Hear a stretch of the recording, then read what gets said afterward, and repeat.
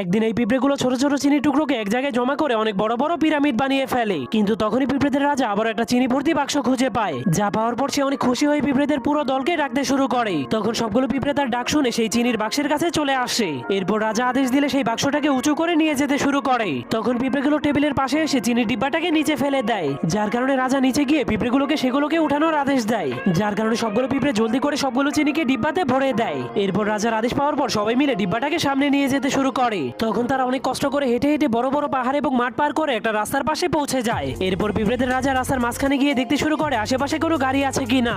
অনেক ভালো করে দেখার পর সবগুলো পিঁপড়ে ধীরে ধীরে রাস্তা পার হতে শুরু করে। কিন্তু তখনই হঠাৎ করে একটা গাড়ি আসতে শুরু করলে পিঁপড়েগুলো চিনিগুলোকে ফেলেই সেখান থেকে পালিয়ে যায়, যার কারণে তাদের চিনিগুলো গাড়ি চাকার নিচে পড়ে নষ্ট হয়ে যায়। এজন্য পিঁপড়েগুলো সেই খালি ডিব্বাটাকেই তাদের বাড়িতে নিয়ে যায়। তখন তারা দেখতে পায় অন্য পিঁপড়েরা চিনির মাধ্যমে পিরামিড তৈরি করছে, যা দেখার পর পিঁপড়েদের রাজা বুদ্ধি খাটিয়ে সেই খালি চিনির ডিব্বাটাকে পিরামিডের উপরে নিয়ে যায়।